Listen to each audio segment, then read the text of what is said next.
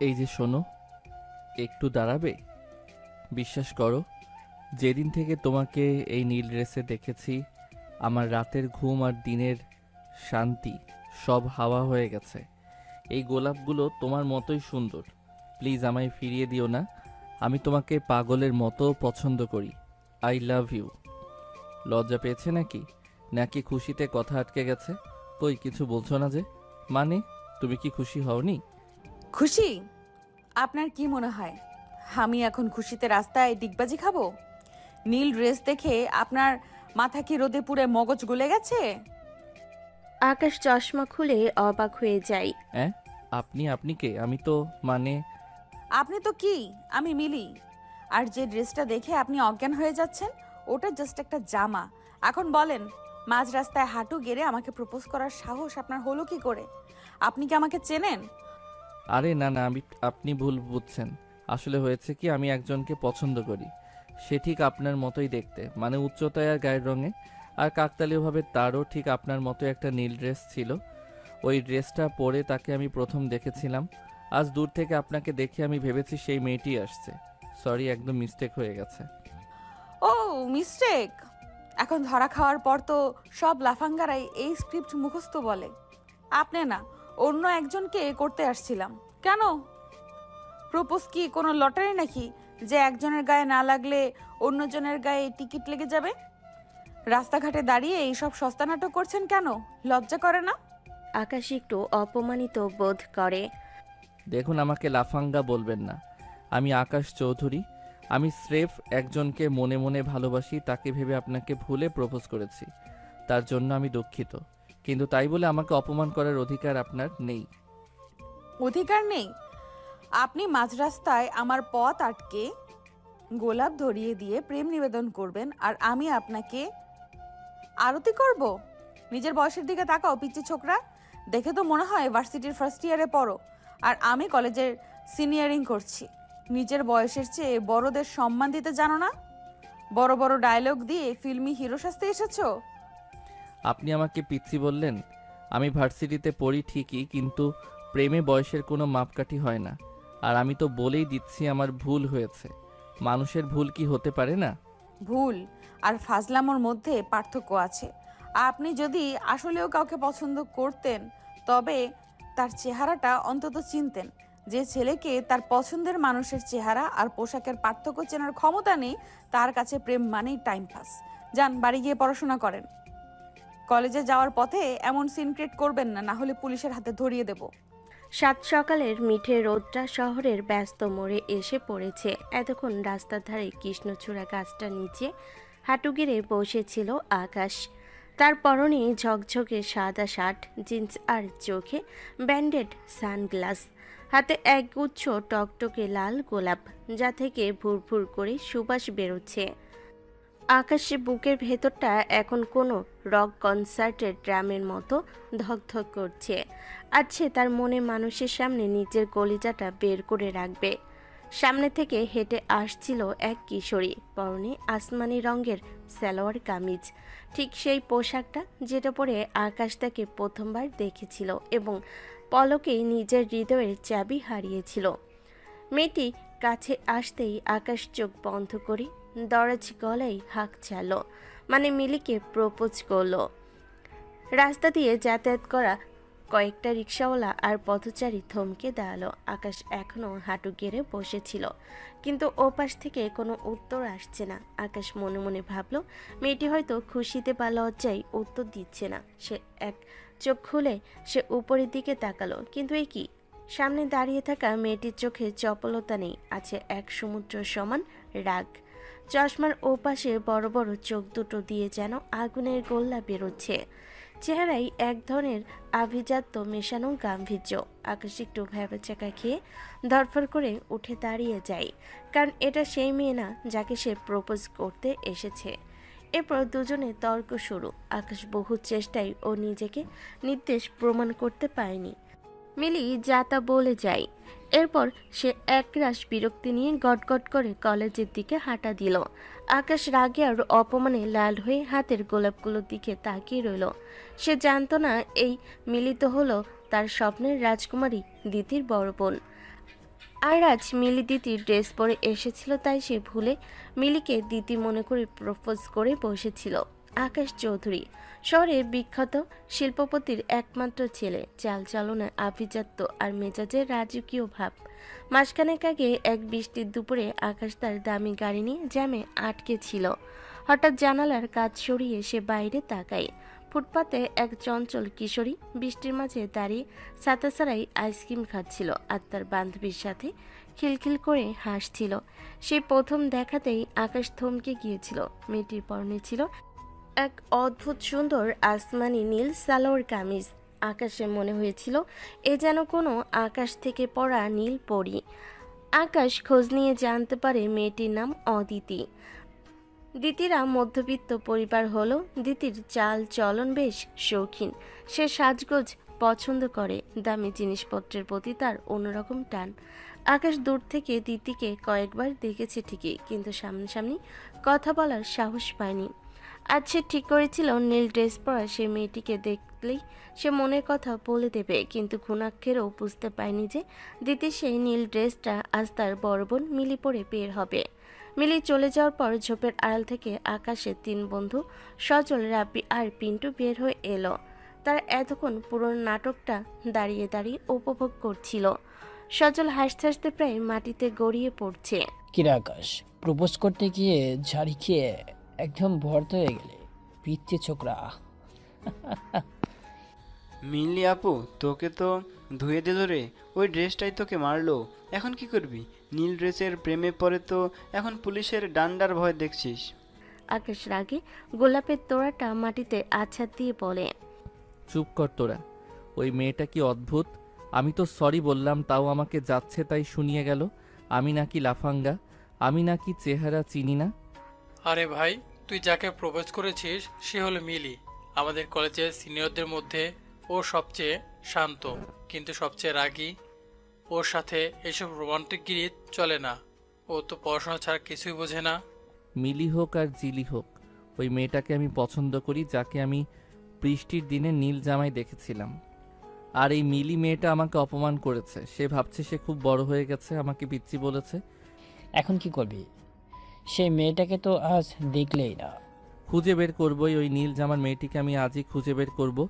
আর এই মিলিকেও বুঝিয়ে দেব যে আকাশ চৌধুরী যখন কারো পিছে লাগে তখন সে নিস্তার পায় না।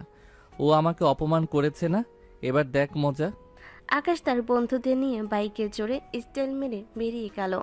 ওদিকে কলেজে পৌঁছে মিলি তখনও রাগে গজগজ করছে। তার মনে হচ্ছে আজকের দিনটাই মাটি। আজকালকার ছেলেদের স্পর্ধা কত বেড়ে গেছে। ভার্সিটির ফার্স্ট ইয়ারের একটা পিচ্চি ছেলে রাস্তায় গোলাপ নিয়ে বসে থাকে। ভুল হয়েছে মানে?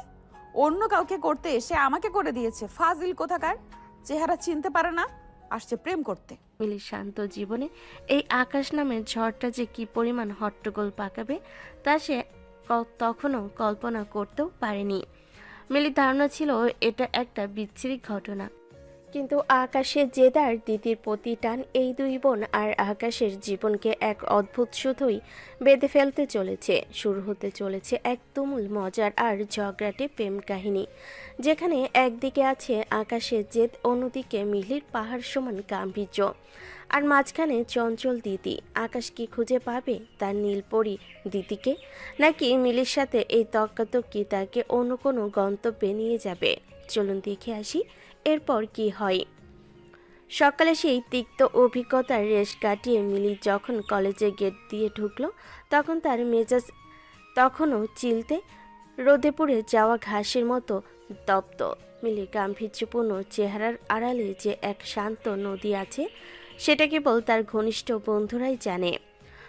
মিলির দুই বান্ধবী রীতা আর শায়লা করিডোরে দাঁড়িয়ে মিলির মুখ দেখে বুঝে গেল আজ কোনো বড় একটা অঘটন ঘটেছে।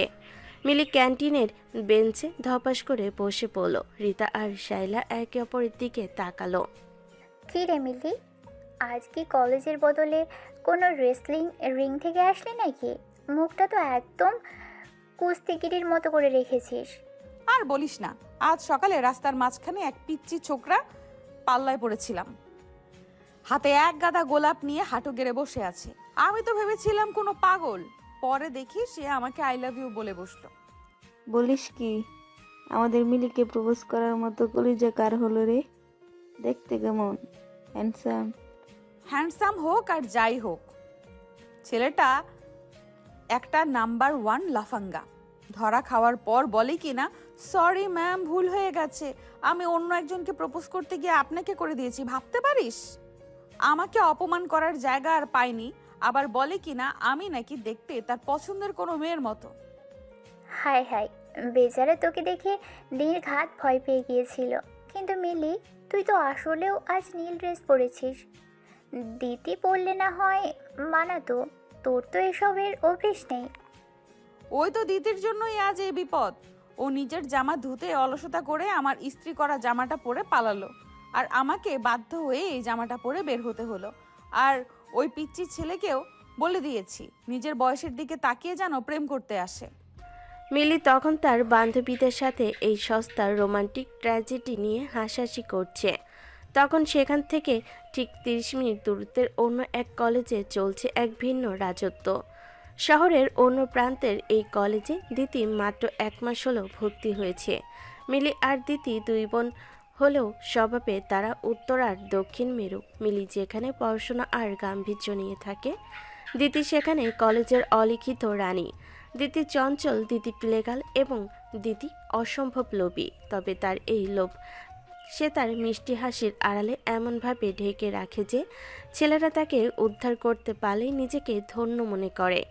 দিতি যখন কলেজে গেট দিয়ে ঢুকলো, এক ঝাঁক ছেলে মৌমাছির মতো তার আশেপাশে ঘুরঘুর করতে লাগলো। দিতি, এই দেখো তোমার প্রিয় চকলেট বক্স, প্লিজ না করো না। দিতি, আজ ছুটির পর চলো না ফুচকা খেতে যাই, আমার বাইকটা একদম নতুন। দিতি চুলের গোছা কানের পিছে গুজে এক মায়াবী হাসি দিয়ে বলে, ওহ, তোমরা কত ভালো। কিন্তু আজ তো আম্মু তাড়াতাড়ি ফিরতে বলেছে। তবে চকলেটটা দাও, কাল ফুচকা খাওয়া যাবে, কেমন? দিদি খুব ভালো করে জানে ছেলেদের পকেটে টান দিয়ে কিভাবে নিজের শখ পূরণ করতে হয়। সে কারোর প্রেমে পড়ে না, কিন্তু সবার প্রেম সে উপভোগ করে। তার কাছে ছেলেরা হলো দামি গিফট আর রাইড দেওয়ার মাধ্যম। আকাশের মতো হাজারো ছেলে এই দিদির এক পলক হাসির জন্য জীবন দিতে প্রস্তুত। রাত 10টা। মিলিতের মধ্যবিত্ত ড্রয়িং রুমে একটা পুরনো টেবিল ফ্যান ঘুরছে। মিলি তার পড়ার টেবিল থেকে উঠে এসে বিছানায় বসলো। দিদি তখন আয়নার সামনে দাঁড়িয়ে নিজের ভুরু প্লাগ করার চেষ্টা করছে। 2 বোনের মধ্যে ভালোবাসাটা অগাধ। মিলি দিদিকেই তার পৃথিবী মনে করে, আর দ্বিতীয় জানে তার বড় আপু না থাকলে তাকে শাসন করার কেউ নেই। আপু জানো আজ কলেজে কি হয়েছে? এক সিনিয়র ভাইয়া আমাকে একটা দামি পারফিউম গিফট করেছে। আমি তো নিতেই চাইনি, কিন্তু ও জোরাজুরি করছিল। দিদি, এসব ঠিক না। তুই কেন মানুষের কাছ থেকে এত গিফট নিস? ওরা তোকে কেন দেবে? নিশ্চয়ই ওদের মনে কোনো কুমতলব আছে। দিদি মিলিকে জড়িয়ে ধরে হাসতে হাসতে বলে, আরে আপু, তুমি তো একদম সেকেলে রয়ে গেলে।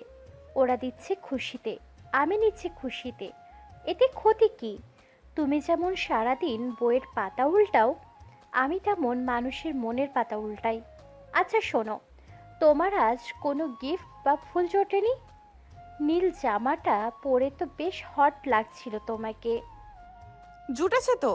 রাস্তায় এক লাফাঙ্গা ছেলে আমাকে ফুল দিতে এসেছিল। হাবভাব যেন কোনো সিনেমার নায়ক, কিন্তু মাঝপথে ধরা খেয়ে বলল ভুল হয়েছে। বলো কি? কে সে? হ্যান্ডসাম ছিল? দেখতে তো রাজপুত্রের মতো, কিন্তু স্বভাবের ছ্যাঁচড়া। আমাকে বলে কিনা আমি নাকি অন্য কারোর মতো দেখতে। আসলে আজকালকার ছেলেদের রুচিও হয়েছে, নিজের বয়সের বাজবেচার নেই। হয়তো সত্যিই ভালোবেসে ফেলেছে আপু। তোমার মতো শান্ত মেয়েদের আজকাল খুব ডিমান্ড। রাখ তোর ডিমান্ড। ওসব পিচ্চি ছেলে আমার ত্রিসীমানায় যেন না আসে। তোকে তো বলতে ভুলে গেছি, ও আমাকে পিচ্চি ছোকরা বলাই কি যে খেপেছে। দিতি আর মিলি একে অপরকে বালিশ দিয়ে মারতে মারতে হাসতে লাগলো। তাদের এই খুনসুটি মধ্যবিত্ত ঘরে এক ফালি খুশির আলো ছড়িয়ে দিল। ওদিকে শহরের অভিজাত এলাকায় আকাশের বিশাল ডুপ্লেক্স বাড়ির ছাদে বসে সে তার দামি গিটার বাজাচ্ছে। আকাশের চোখের সামনে কেবল সে নীল জামার পরিটি ঘুরছে, কিন্তু সকালের অপমানটাও তাকে কুড়ে কুড়ে খাচ্ছে। আকাশ গিটারের তারে টুংটাং শব্দ তুলে মনে মনে বলে, কেন মিলি মেয়েটা আমাকে ওভাবে অপমান করলো? আমি তো দিতিকে খুঁজছিলাম, কিন্তু ওই নীল জামাটা, ও ওই মেয়েটা, ওই দিতি ঠিক কোথায় থাকে? কাল থেকে ওই কলেজের সামনে দাঁড়িয়ে থাকবো। দিদি, তোমাকে আমি খুঁজে বের করবই। আকাশের বন্ধুরা মেসেজ দিচ্ছে। কিরে দেবদাস, এখনো গিটার বাজাচ্ছিস? আকাশ ফোনটা একপাশে ছুঁড়ে ফেলে দিয়ে আকাশের চাঁদের দিকে তাকিয়ে বিড়বিড় করলো। দিদি, তুমি আমার হবেই। তোমার হাসির জন্য আমি পুরো শহর কিনে নিতে পারি। আকাশ এখনো জানে না মিলি আর দিদি দুই বোন। সকালে সূর্যের আলো মিলিদের ছোট্ট বারান্দায় এসে পড়েছে। অন্যান্য দিন মিলি অনেক আগেই কলেজে চলে যায়, কিন্তু আজ বাড়িটা কেমন যেন থমথমে। মিলির মা সকাল থেকে প্রচণ্ড জোরে কাঁপছেন। মধ্যবিত্ত এই সংসারে মিলির বাবা গত হয়েছেন কয়েক বছর আগে। কোনো ভাইও নেই, তাই মা আর বোনের সব দায়িত্ব একা মিলির কাঁধেই। দিদি কলেজের জন্য তৈরি হচ্ছে, আর মিলি রান্নাঘরে মায়ের জন্য সাগর রান্না করছে। দিদি আয়নার সামনে দাঁড়িয়ে নিজের চুলগুলো ঠিক করে নিল। মা অসুস্থ শুনে সে একটু মন খারাপ করার অভিনয় করলো। তার মাথায় তখন ঘুরছে কলেজের নতুন কোনো শিকার। সে মিলির দিকে তাকিয়ে বলল, আপু, আমি তাহলে আসি। শরীরটা বেশি খারাপ লাগলে ফোন দিও। তুই সাবধানে যাস দিদি। আর শোন, রাস্তাঘাটে আজে বাজে কারোর সাথে কথা বলবি না। দিদি কলেজে পৌঁছানো মাত্রই একদল ছেলে তাকে ঘিরে ধরলো। কেউ তাকে নোটস দিতে চায়, কেউ আইসক্রিম। দিদি আজকে একটু গম্ভীর ভাব ধরে থাকলো। এক ছেলে তাকে একটা দামি সানগ্লাস দিতে চাইলে দিদি সেটা অবহেলায় নিয়ে বলল, আচ্ছা রেখে দাও, দেখি পরা যায় কি না। দিদির এই অবহেলা ছেলেদের কাছে আরো বেশি আকর্ষণীয় হয়ে ওঠে। সে জানে কার থেকে কখন কি আদায় করতে হয়। ওদিকে শহরের অনুপ্রান্তে আকাশ তার বন্ধুদের নিয়ে এক বিশাল অপারেশনে নেমেছে। তার লক্ষ্য একটাই, সে নীলপরীকে খুঁজে বের করা। আরে আকাশ, তুই নিশ্চিত তো যে মেয়েটা এই এলাকাতেই থাকে? হ্যাঁ রে, আমি গত এক সপ্তাহ ধরে লোক লাগিয়ে খোঁজ নিয়েছি। নীল জামা পরা সেই পরীর নাম দিতি, আর সে এই গলি দিয়ে ঢোকে।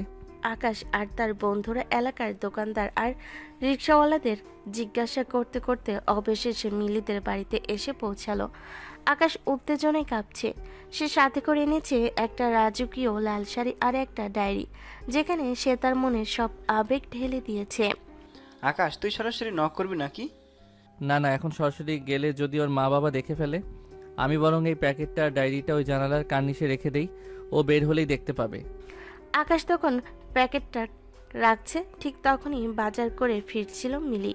দূর থেকে একদল ছেলেকে নিজের বাড়ির সামনে দেখে মিলি চিৎকার করে উঠল, এই তোমরা কারা? ওখানে কি করছো? আকাশ আর তার বন্ধুরা মিলির গলা শুনেই দিক বেদিক শূন্য হয়ে দৌড় দিল। আকাশ শুধু একবার পেছনে ফিরে দেখলো, সেই খিটখিটে বড় আপুটা হাতে বাজারের ব্যাগ নিয়ে দাঁড়িয়ে আছে। আকাশ মনে মনে বলল, সেই আপুটা এখানে কেন? দিতি কোথায়? যাক, সেসব পরে দেখা যাবে, আগে পালাই। মিলি কৌতূহলী হয়ে জানালার কার্নিশের দিকে তাকালো। সেখানে একটা সুন্দর মোড়ক আর একটা ডায়েরি। সে ভুরকুচকে ওটা তুলে নিয়ে ঘরে ঢুকলো। ঘরে ঢুকে সে আকাশকে দূর থেকে দৌড়াতে দেখলো। এই তো সেই পিচ্চি ছেলেটা। এত সাহস তো কম না, সাহস তো কম না। বাড়ি অবধি চলে এসেছে, আর এই প্যাকেটটা এখানে রেখে গেল কেন? মিলি নিজের ঘরে গিয়ে দরজা বন্ধ করে প্যাকেটটা খুললো। ভেতরে একটা টকটকে লাল জামদানি শাড়ি, সাথে ডায়েরিটা খুলতে তার চোখ কপালে উঠল। প্রতিটি পাতায় নীল ড্রেস পরা এক মেয়ের বর্ণনা আর অজস্র ভালোবাসার কথা। ডায়েরির শেষ পাতায় লেখা, তোমার জন্য এই শহর ছেড়ে আমি অন্য কোথাও যেতে পারবো না। তোমার ওই নীল ড্রেসটা আমাকে পাগল করে দিয়েছে। মিলি স্তব্ধ হয়ে গেল। সে ভাবলো ছেলেটা কি তাকে উদ্দেশ্য করে এসব লিখেছে, কারণ নীল ড্রেসটা তো সে সেদিনই পরেছিল। ঠিক তখনই মিলির মা ডাক দিলেন, বাজা নিয়ে আসলি? কি হয়েছে রে, হাতে ওটা কি? মিলি মাকে সব খুলে বলল। অসুস্থ শরীরে মা একটু হেসে বলেন, ভালোই তো মিলি, ছেলেটা নিশ্চয়ই অনেক বড় লোকের, শাড়িটা বেশ দামি। তোর জন্য যদি ভালো কোনো সম্বন্ধ আসে তবে আমার আর কোনো চিন্তা থাকবে না। তোর বিয়েটা হয়ে গেলে তো আমি শান্তিতে মরতে পারবো। মিলি রেগে আগুন হয়ে গেল। মা, তুমি সব কি বলছো? আমি যদি বিয়ে করে চলে যাই তবে তোমার আর দিদির কি হবে? এই সংসার কে দেখবে? আর পিচ্চি ছেলেটার সাহস কি করে হয় আমার পিছে পিছে আসার? আমি এসব তার মুখে ছুঁড়ে দিয়ে আসবো। ঠিক তখনই দিতি কলেজ থেকে ফিরল। ঘরে ঢুকেই শাড়ি দেখে তার চোখ চকচক করে উঠল। ওয়াও আপু, শাড়িটা কার? কি দারুণ ডিজাইন। ওই যে সেই ফালতু ছেলেটা রেখে গেছে। শোন দিদি, ওই পিচ্চিটা আমাদের বাড়ি চিনে ফেলেছে। এটা মোটেও ভালো লক্ষণ না। দিতি শাড়িটা হাতে নিয়ে গায়ে জড়িয়ে বলল, আপু, তুমি যদি এটা না পরো তবে আমাকে দাও, আমি পরবো। কেন বেকার ফিরিয়ে দিচ্ছ? মিলি গর্জে উঠল। একদম না, ওর জিনিস ওর কাছেই ফেরত যাবে। আর দিদি, তোর বয়সে একটা ছেলে এইসব প্রেম ভালোবাসার নাটক করছে আর তুই খুশি হচ্ছিস? ও তোকে চেনে না, আমাকেও চেনে না, স্রেফ ওই নীল ড্রেসের পিছে দৌড়াচ্ছে। দিতি মুখ বাঁকিয়ে বলল, তাতে কি হয়েছে? ভালোবাসা কি বড় ছোট হয় নাকি? হয়তো ও তোমাকে আসলেই পছন্দ করে ফেলেছে। তুমি কেন সবসময় এত রাগ করো? মিলি আর দিতির মধ্যে এই নিয়ে তুমুল ঝগড়া লেগে গেল। দিতি রেগে গিয়ে নিজের ঘরে ঢুকে দরজা বন্ধ করে দিল। মিলি আজ প্রথমবার দিদিকে এত জোরে বকেছে, তার খুব খারাপ লাগছে। সে কিছুক্ষণ পর দিদির ঘরে গেল এবং তার পছন্দের খাবার দিয়ে তাকে মানিয়ে নিল। দুবোন আবার জড়িয়ে ধরে হাসতে লাগলো, কিন্তু মিলির মনের ভেতর তখনও আকাশকে নিয়ে একরাশ রাগ জমেছিল। অন্যদিকে আকাশ বাড়িতে গিয়ে খুশিতে আটখানা। সে বন্ধুদের নিয়ে ছাদে বিরিয়ানি আর কোল্ড ড্রিঙ্কস আনিয়ে পার্টি দিচ্ছে। কিরে আকাশ, গেম তো জমে গেছে, পকেটে তো দিয়ে এলি, এবার কি হবে? ভাই, আমার মন বলছে দিতি আজ ওই ডায়েরি পড়ে আমার প্রেমে হাবুডুবু খাচ্ছে। কাল আমি ওর সামনে গিয়ে দাঁড়াবো আর ও লাল শাড়িটা পরে বের হবে। আকাশ কল্পনার সাগরে ডুব দিল। সে কল্পনা করলো গোধূলি বেলা দিতি লাল শাড়ি পরে ধীরে ধীরে তার দিকে এগিয়ে আসছে, হাতে এক গুচ্ছ গোলাপ। আকাশ গিটার বাজাচ্ছে আর গাইছে, নীল ড্রেস থেকে লাল শাড়ি, তুমি আমার জানের জান। দিদি এসে আকাশের হাত ধরছে আর বলছে, আকাশ, তুমি এত কিউট কেন? বন্ধুরা আকাশকে একটা চর মেরে বাস্তবে ফিরিয়ে আনলো। এ দেবদাস, হুশে আয়। ওই যে বড় আপুটা ছিল না, মিলি না মিলি, ও যদি তোকে দেখে ফেলে, মানে আবারও না সামনে পড়ে তোর, যখন তখন তো তোর সামনে পড়ে, তোর হাড়গোড় সব আস্ত রাখবে না। আরে ধুর, মিলি আপুকে সামলানো কোনো ব্যাপার না। কাল আমি দিতিকে দেখলেই প্রপোজ করব। আমাদের প্রেম এবার শুরু হবেই হবে। আকাশের চোখে রঙিন স্বপ্ন, কিন্তু সে জানে না লাল শাড়িটা আর ডায়েরি এখন মিলির আলমারিতে বন্দি। মিলি তাকে শিক্ষা দেওয়ার জন্য ওত পেতে বসে আছে। পরের দিন সকালের শহরটা আজ যেন একটু বেশি ব্যস্ত। রাস্তার মোড়ে ট্রাফিক সিগন্যালের জটলা, রিকশায় টুংটাং আর ধোয়ার মাঝে আকাশ দাঁড়িয়ে আছে তার নীলপরীর অপেক্ষায়। আজ তার পরনে হালকা নীল পাঞ্জাবি, হাতে এক গুচ্ছ রজনীগন্ধা। কালকে ডায়েরি আর শাড়ি পৌঁছানোর পর আকাশ নিশ্চিত যে দিদি আজ তার জন্য একটু হলেও নরম হবে। আকাশ যখন রাস্তার এক পাশে দাঁড়িয়ে দিদির কথা ভাবছিল, ঠিক তখনই একটি স্কুটি প্রচণ্ড গতিতে এসে ব্রেক কষল একদম তার পায়ের কাছে। আকাশ তাল সামলাতে না পেরে ছিটকে ফুটপাতে পড়ে গেল। হাতের রজনীগন্ধাগুলো ধুলোই লুটুপুটি খেলো। আকাশ ব্যথায় কুকড়ে ওঠে। আরে অন্ধ নাকি? চোখে দেখেন না রাস্তা কি আপনার বাবার? হেলমেট খুলতেই আকাশে কলিজা শুকিয়ে গেল। সেই ডাইনি মিলি স্কুটি স্ট্যান্ড করে নেমে এলো, চোখে মুখে সেই চিরচেনা আগুন। রাস্তার মাঝখানে মূর্তির মতো দাঁড়িয়ে থাকলে ধাক্কা তো খাবেনি। আর আপনার বাবার রাস্তা হলে এইখানে এসে ফুলের দোকান খুলেছেন কেন? কাল বাড়ি অবধি ধাওয়া করেছিলেন, আজ আবার রাস্তায় পথ আটকে এসেছেন। দেখুন মিলি আপু, আমি আপনার পথ আটকাইনি। আমি এখানে একজনের জন্য অপেক্ষা করছি, আর আপনি যেভাবে স্কুটি চালাচ্ছিলেন তাতে নির্ঘাত কারো প্রাণ যেত। আমার নাম ধরে ডাকার সাহস কে দিল আপনাকে? কালকের ওই শাড়ি আর ডায়েরি নিয়ে আমি আসছি আপনার কলার ধরতে। আপনি একজন লুডো প্লেয়ারের মতো চাল খেলছেন পিচ্চি ছোকরা হয়ে। আকাশ শুনে অবাক হলো, শায়রি ডায়েরি মানে? ঠিক তখনই এক মোটাসোটা ট্রাফিক পুলিশ বাঁশি বাজাতে বাজাতে এগিয়ে এলেন। এই যে এখানে কি হচ্ছে? রাস্তায় কি তর্কের জায়গা? যান সরুন এখান থেকে, জ্যাম লেগে যাচ্ছে। মিলি পুলিশের ধমক খেয়ে আকাশকে একটা কড়া বকা দিল। শুনে রাখুন, এরপর যদি আমার বাড়ির আশেপাশে আপনাকে দেখি তবে ট্রাফিক পুলিশ নয়, সরাসরি হাজতে পাঠাবো। মিলি স্কুটি স্টার্ট দিয়ে শো করে বেরিয়ে গেল। আকাশ ধুলো ছাড়তে ছাড়তে বিড়বিড় করলো, উফ, এই মেয়েটা কি মানুষ নাকি আগ্নেয়গিরি? দিতি কত সুন্দর পরীর মতো, আর এই মেয়েটা এত তেদর হয় কি করে? মিলি চলে যাওয়ার মিনিট 10 পর একদল বান্ধবী সহ দিতি হেঁটে আসছিল। পরনে তার সেই মায়াবী আসমানি কামিজ। আকাশ সব ব্যথা ভুলে দৌড়ে গিয়ে দিতির সামনে দাঁড়ালো। দিতি দাঁড়াও, প্লিজ 1 মিনিট কথা শোনো। দিতি অবাক হয়ে থামলো। তার বান্ধবীরা ফিসফিস শুরু করলো। দিতি ভুরু কুচকে তাকালো। কে আপনি? আমাকে চিনলেন কি করে? আমি আকাশ। তুমি জানো না দিতি, আমি তোমাকে প্রথম দিন নীল ড্রেসে দেখেছিলাম। সেই থেকে আমি তোমার দিওয়ানা। কাল তোমাদের জানালার কার্নিশে শাড়ি আর ডায়েরি আমি রেখেছিলাম। দিতি আকাশ থেকে বলল। তার চোখে মনি স্থির হয়ে গেল। হাই আল্লাহ, তুমিই তাহলে সেই ছেলে যে প্রথম দিন মিলি আপুকে ভুল করে প্রপোজ করেছিলে, আর কালকের ওই দামি শাড়িটা তুমি পাঠিয়েছিলে? মিলি? মিলি আপনার বোন? মানে ওই রাগী মেয়েটা? হ্যাঁ, সে আমার বড় বোন। মিলি আপু তো কাল থেকে রেগে আগুন হয়ে আছে। ও তো ভেবেছে তুমি ওর পিছনে লেগেছো। আকাশ মাথায় হাত দিয়ে বসে পড়ল। বিড়বিড় করলো। সারছে, এক ঘরে দুইজন, একজন সাক্ষাৎ পড়ি আরেকজন ডাইনি। ওই ডাইনি তো দিতির সাথে আমার প্রেম হতে দেবে না। কিছু বললে? না না, মানে ভুল হয়ে গেছে। আমি আসলে তোমাকেই ভালোবাসি দিতি। আপুকে ভুল করে ওই দিন বলে ফেলেছিলাম, কিন্তু আমাকে ভুল বুঝো না। দিতি কিছুক্ষণ আকাশের দামি জুতো আর ঘড়ির দিকে তাকালো। সে বুঝলো এই ছেলেটা বিশাল বড়লোকের। সে মিষ্টি একটা হাসি দিল আর আচ্ছা, আমি আপুকে বুঝিয়ে বলবো। তোমার ওপর ও খুব ক্ষেপে আছে।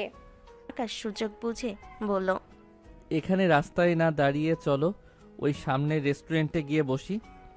রেস্টুরেন্টে বসে আকাশ তার পরিচয় দিল। সে শহরের বিখ্যাত চৌধুরী গ্রুপ অফ ইন্ডাস্ট্রির একমাত্র উত্তরাধিকার। সেটা শুনে দিতি মনে মনে খুশিতে আত্মহারা। সে ভাবল, আহা, এমন একটা বড়লোক মুরগি থাকতে আমি কেন কলেজের ছোট্টখাটো ছেলেদের পিছনে সময় নষ্ট করছি। দিতি খুব বিনম্র হয়ে বলল, আকাশ, আমি তোমাকে ফিরিয়ে দেব না। তোমার সাহস দেখে আমি মুগ্ধ। আকাশ খুশিতে দিতির হাত ধরল। সত্যি দিতি, আমি আজ পৃথিবীর সবচেয়ে সুখী মানুষ। সারাদিন তারা শহরে ঘুরল। দিতি কয়েকটা দামি গিফটও আদায় করে নিল। আকাশ তাকে বাড়ির মোড়ে নামিয়ে দিয়ে বিদায় নিল। ভাই, দিতি রাজি, সে আমার প্রেমিকা এখন। আকাশ বাড়িতে গিয়ে বন্ধুদের কল করে চিৎকার শুরু করলো। আকাশ তার দাদির কাছে গিয়ে সব শেয়ার করলো। দাদি আকাশের মাথায় হাত বুলিয়ে বলেন, ভাই আমার, তোর বাবা মা কি এ মধ্যবিত্ত পরিবারের মেয়েকে মেনে নেবে? তারা তো তোর জন্য বড় ব্যবসায়ী মেয়ে খুঁজেছে। দাদি, আমি কাউকে পরোয়া করি না। দিতি আমার জান, আমি সব ঠিক করব। সন্ধ্যায় মিলি বাজার করে বাড়ি ফিরে দেখলো দিতি তার বিছানায় বসে দামি দামি গিফট আর নতুন একটা ফোন নাড়াচাড়া করছে। এসব কি দিতি? এই ফোন তোকে কে দিল? আর এত দামি সব প্যাকেট? আপু, তোমার সেই পিচ্চি ছোকরা আসলে শহরে সবচেয়ে বড় লোক, আকাশ চৌধুরী। ও তোমাকে ভুল করে প্রপোজ করেছিল। ও আসলে আমাকে ভালোবাসে। আজ আমাদের দেখা হয়েছে। ও আমাকে এসব দিয়েছে। মিলি স্তব্ধ হয়ে দাঁড়িয়ে রইল। তার বুকটা ধক করে উঠল। দিতি, তুই এসব কি করছিস? ওই ছেলেটা তোকে চেনে না, তুইও তাকে চিনিস না। স্রেফ টাকার লোভে তুই ওর সাথে জড়িয়ে পড়লি। সব বড় লোকের ভালোবাসা সস্তা হয় দিতি। ওরা তোকে খেলা ভাববে। কেন আপু, তোমার হিংসা হচ্ছে? কারণ ও প্রথম দিন তোমাকে প্রপোজ করেছিল, কিন্তু এখন আমাকে ভালোবেসেছে, তাই তুমি আমাকে এসব নীতি কথা শোনাচ্ছ? মিলি অবাক হয়ে গেল। তার ছোট বোন তাকে হিংসে করাই অপবাদ দিচ্ছে। দিদি, তুই আমাকে এটা বলতে পারলি? আমি শুধু চাই না তুই কোনো বিপদে পড়িস। বিপদ না চাই, আমি এখন আকাশের প্রেমিকা। তুমি ওর উপর আর নজর দিও না। দিদি গটগট করে ঘর থেকে বেরিয়ে গেল। মিলি পাথরের মতো মেঝের উপর বসে পড়ল। তার চোখ দিয়ে 2 ফোঁটা জল গড়িয়ে পড়ল। সে কোনোদিন তার বোনকে বকেনি, আজ সেই ছেলেটার জন্য তাদের মধ্যে দেওয়াল তৈরি হলো। মিলির মনে এক অজানা আশঙ্কার কালো মেঘ জমতে শুরু করলো। সে ভাবলো এই আকাশ চৌধুরী তাদের শান্ত জীবনটাকে নরক বানিয়ে ছাড়বে। সময় যেন ডানায় ভর করে উঠছে, আকাশের দিনগুলো যেন এখন কাটছে রঙিন ঘোরে। শহরের আভিজাত রেস্তোরাঁ থেকে শুরু করে লেকের পাড়, আকাশ আর দিতিকে সবখানে দেখা যাচ্ছে। আকাশ তার দামি গাড়ি নিয়ে প্রতিদিন দিতির কলেজের সামনে গিয়ে দাঁড়ায়, আর দ্বিতীয় রাজকীয় ভঙ্গিতে গাড়িতে গিয়ে চড়ে বসে। কিন্তু এই প্রেমের গল্পের মাঝখানে কাটা হয়ে দাঁড়িয়ে আছে একজন মিলি। আকাশ আর দিতি এখন শহরের সবচেয়ে দামি রুপটপ ক্যাফেতে বসে আছে। সামনে টেবিলে সাজানো হরেক পদের দামি